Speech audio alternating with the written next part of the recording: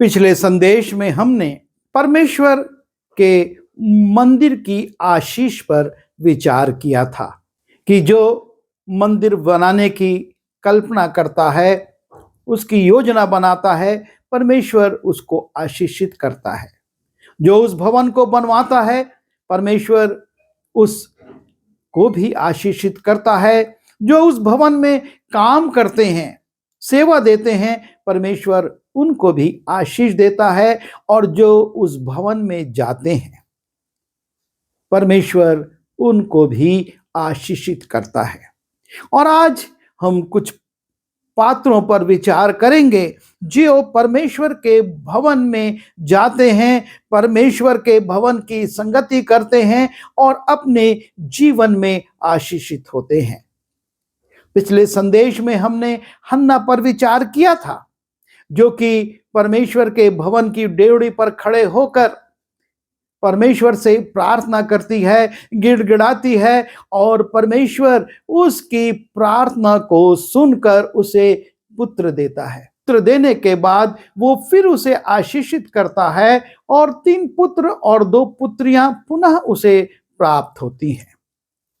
यह है परमेश्वर के भवन में जाने वाली और उससे प्रार्थना करने वाली, उसके सामने गिड़गिड़ाने वाली हन्ना की कहानी।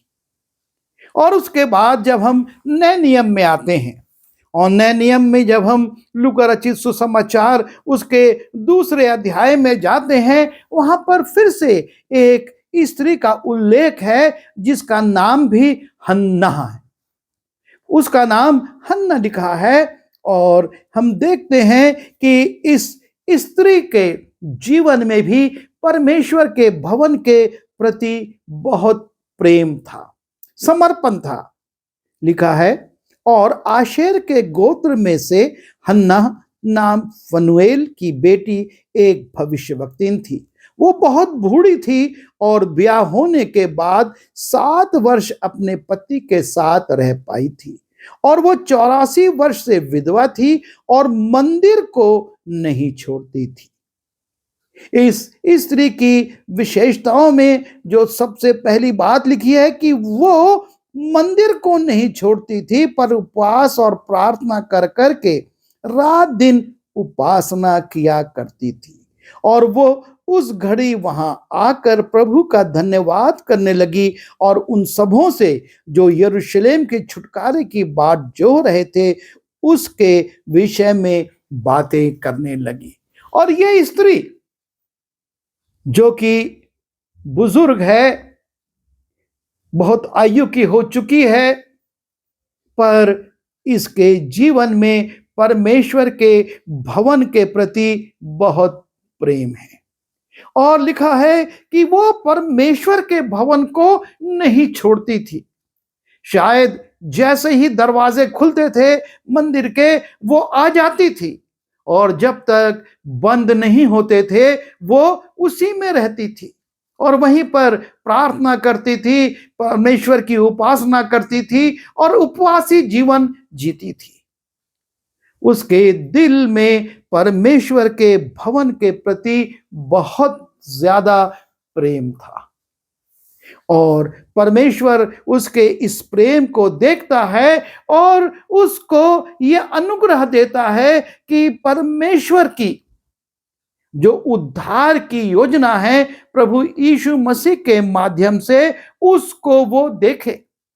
और लिखा है कि और वो उसी घड़ी वहां आकर प्रभु का धन्यवाद करी। वो घड़ी थी जबकि मरियम और यूसुफ बालक यीशु को लाकर जो विधियां व्यवस्था की थी उनको पूरा कर रहे थे, और जब वो इन विधियों को पूरा करते हैं, परमेश्वर के भवन से प्रेम करने वाली स्त्री वहां आ जाती है। और लिखा है कि वो उसको देखकर प्रभु का धन्यवाद करने लगी और उन सबों से जो यरूशलेम के छुटकारे की बाट जोते थे उसके विषय में बातें करने लगी।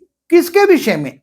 उस बालक के विषय में जो उसने देखा था, उसके विषय में बात करने लगी कि यही छुटकारा देगा, यही उद्धार करता है। बालक ने अभी कुछ नहीं किया, लेकिन परमेश्वर ने इस स्त्री को ऐसा अनुग्रह दिया, ऐसी उस पर कृपा करी कि वो पहचान जाती है कि यही वो बालक है जो बड़ा होकर छुटकारे का बड़ा काम करने वाला है।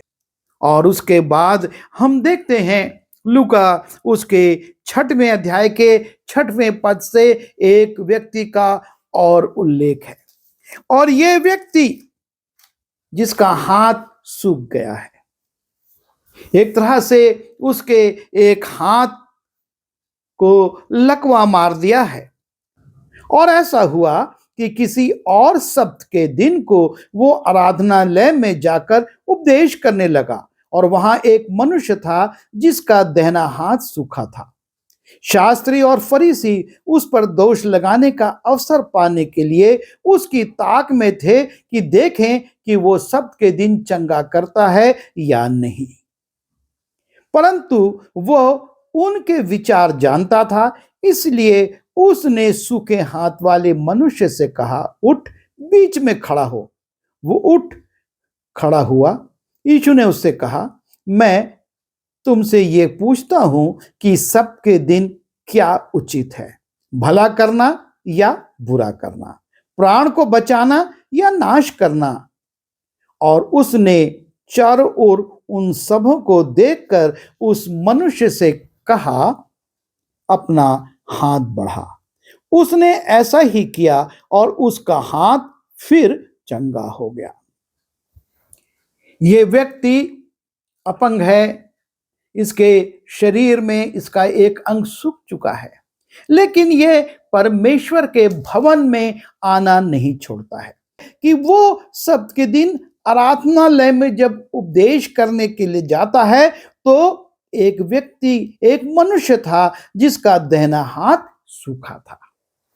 अपनी इस समस्या के बावजूद वो परमेश्वर के भवन में आता है, और परमेश्वर के भवन में आने की आशीष हम यहां पर देखते हैं। प्रभु यीशु मसीह की दृष्टि उस पर पड़ती है।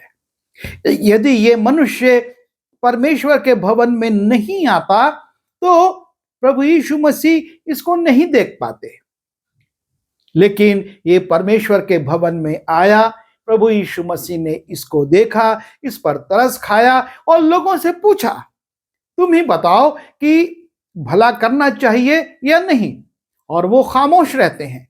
वो तो ये सोच रहे थे कि हम देखें, यीशु मसीह को फंसाएं, लेकिन यीशु मसीह उनके मन के विचारों को जानता था, और इसलिए वो प्रश्न करता है और उसके बाद उस व्यक्ति से कहता है, बीच में खड़ा हो और अपना हाथ बढ़ा। और जैसे ही वो परमेश्वर के भवन में लोगों के बीच में खड़े होकर अपना हाथ बढ़ाता है, उसका हाथ ठीक हो गया, उसका हाथ चंगा हो गया। वो चंगाई को प्राप्त करता है।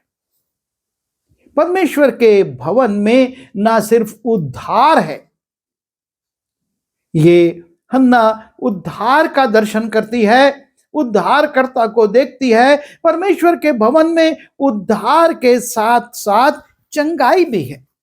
और यहां पर हम देखते हैं कि किस प्रकार से परमेश्वर के भवन में आने के कारण ये व्यक्ति चंगाई को प्राप्त करता है, जिसके लिए कोई आशा नहीं थी, लेकिन उसके जीवन में चंगाई आ जाती है। सिर्फ परमेश्वर के भवन में वो आता है, प्रभु यीशु मसीह उसको देखते हैं और वो चंगा हो जाता है। लूका रचित सुसमाचार उसके 13वें अध्याय के 10वें पद में हम जाते हैं और 17वें पद तक जब हम पढ़ते हैं, लिखा है, सप्त के दिन वो एक आराधनालय में उपदेश कर रहा था। यीशु मसीह सप्त के दिन में एक और आराधनालय में उपदेश कर रहा था, और देखो, एक स्त्री थी जिसे 18 वर्ष से एक दुर्बल करने वाली दुष्ट आत्मा लगी थी, और वो कुबड़ी हो गई थी और किसी रीति से सीधी नहीं हो सकती थी। यीशु ने उसे देखकर बुलाया और कहा, हे नारी, तू अपनी दुर्बलता से छूट गई। तब उसने उस पर हाथ रखे और वो तुरंत सीधी हो गई और परमेश्वर की बड़ाई करने लगी। इसलिए यीशु ने सबके दिन उसे अच्छा किया था। आराधनालय का सरदार रिसियाकर लोगों से कहने लगा, 6 दिन हैं जिनमें काम करना चाहिए, सो उन ही दिनों में आकर चंगे हो, परंतु सब्त के दिन में नहीं। ये सुनकर प्रभु यीशु ने उस उत्तर देकर कहा, हे कपटियों, क्या सब्त के दिन तुम में से हर एक अपने बैल या गधे को थान से खोलकर पानी नहीं पिलाता? और क्या उचित ना था कि ये स्त्री जो इब्राहिम की बेटी है, जिसे शैतान ने 18 वर्ष से बांध रखा था, सब्त के दिन इस बंधन से छुड़ाई जाती? परमेश्वर के भवन में ये स्त्री आती है। 18 वर्ष से दुर्बल करने वाली आत्मा इसे पकड़े हुए है और दुर्बल होते होते ये कुबड़ी हो गई है और किसी रीति से ये सीधी नहीं हो पाती थी। पर जब ये परमेश्वर के भवन में आती है, प्रभु यीशु मसीह इसको देखते हैं और उसको बुलाकर उस पर हाथ रखते और उससे कहते कि तू अपनी दुर्बलता से छूट गई। वो स्त्री सीधी खड़ी हो जाती है। जो कार्य कोई नहीं कर पा रहा था, जिससे वो बड़ी लोगों के बीच में हंसी का कारण थी, लोग उसको देखते थे होंगे, उसके कुबड़ेपन पर हंसते होंगे, उसको झुककर चलना पड़ता होगा, वो दुर्बलता के कारण अपने घर में नहीं पड़ी रहती, लेकिन वो परमेश्वर के भवन में आती है। कई बार हम अपने आप को परमेश्वर के भवन में जाने से अयोग्य महसूस करते हैं। हमारी कमजोरी है, हम नहीं जा पाएंगे। यह स्त्री दुर्बल की करने वाली आत्मा से ग्रसित थी, लेकिन फिर भी परमेश्वर के भवन में आती है और जब परमेश्वर के भवन में आती है, इसके जीवन में छुटकारा आ जाता है। उस दुर्बलता से, शैतान के बंधन से यीशु मसीह कहते हैं कि यह स्त्री जो इब्राहिम की बेटी है, जिसे शैतान ने 18 वर्ष से बांध रखा था, सब्त के दिन इस बंधन से छुड़ाई गई। सब्त के दिन जबकि प्रभु यीशु मसीह उसको आजाद कर देते हैं। परमेश्वर के भवन में छुटकारा है। जब हम परमेश्वर के भवन में जाते हैं, हमारी दुर्बलताएं, हमारे बंधन, हमारी समस्याओं से हमको छुटकारा मिलता है। और आवश्यकता इस बात की है कि हम उस भवन में जाएं। परमेश्वर के भवन में हम परमेश्वर की उपस्थिति में बैठें। हम कोई बहाना ना करें अपनी व्यस्तता का, अपनी निर्बलता का, अपने सूखेपन का या अपनी आयु का। हन्ना दीर्घायु थी, उसकी आयु 100 वर्ष से अधिक थी, लेकिन वो परमेश्वर के भवन को नहीं छोड़ती थी और उसकी आशीष कि उसने उद्धार का दर्शन किया और उस बात को प्रकट भी किया कि कैसे छुटकारा होने वाला है।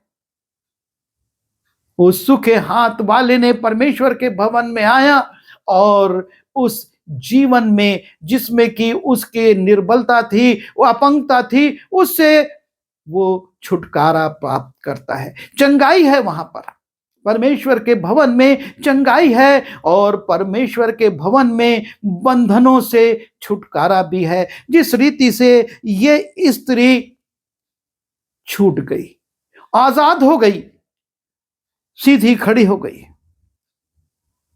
जब हम भजन संहिता उसके 84 अध्याय के 10वें पद में जाते हैं, वहां पर कोहरा वंशी कहते हैं कि तेरे आंगनों में का एक दिन, परमेश्वर के भवन के आंगनों में का एक दिन और कहीं के 1000 दिन से उत्तम है। दुष्टों के डेरे में वास करने से अपने परमेश्वर के भवन की डेवड़ी पर खड़ा रहना मुझे अधिक भावता है। वो अपने गीत में कहते हैं कि कहीं और मैं 1000 दिन रहूं, उससे अच्छा परमेश्वर के भवन के आंगन में मैं एक दिन रह पाऊं।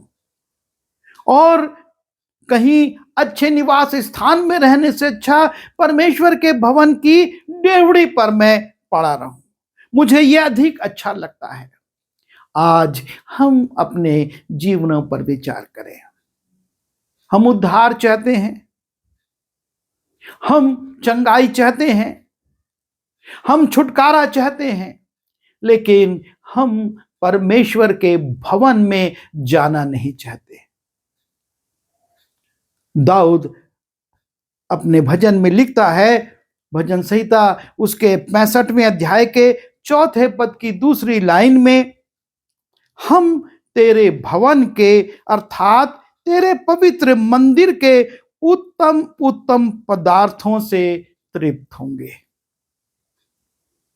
वो भवन वो बना नहीं सका था, लेकिन वो अपनी कल्पना में और एक भविष्यवक्ता होने के नाते वो इस बात को कहता है कि हम तेरे भवन के अर्थात तेरे पवित्र मंदिर के उत्तम उत्तम पदार्थों से तृप्त होंगे। आज हम अपने जीवन पर विचार करें।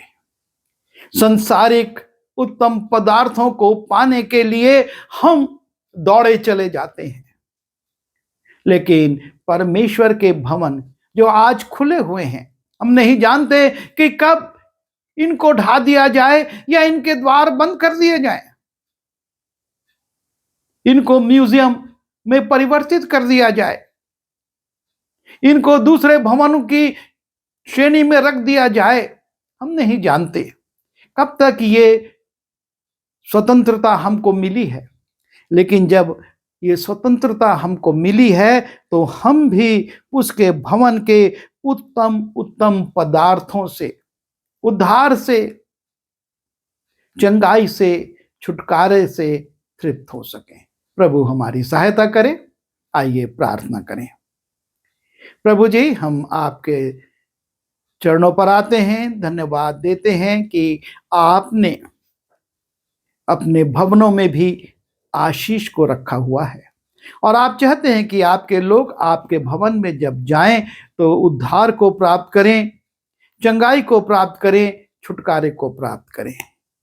पर प्रभु जी, हम अपनी व्यस्तताओं के कारण, अपनी दुर्बलताओं के कारण, अपनी समस्याओं के कारण या अपने दूसरे कार्यों को प्राथमिकता देने के कारण आपके भवन में जाने से रुक जाते हैं। हमारी सहायता करिए कि हम आपके पवित्र भवनों में जाएं और उन उत्तम पदार्थों से जो आप वहां पर हमको देना चाहते हैं तृप्त हो सके। विनती यीशु के नाम से मांगते हैं, आमीन।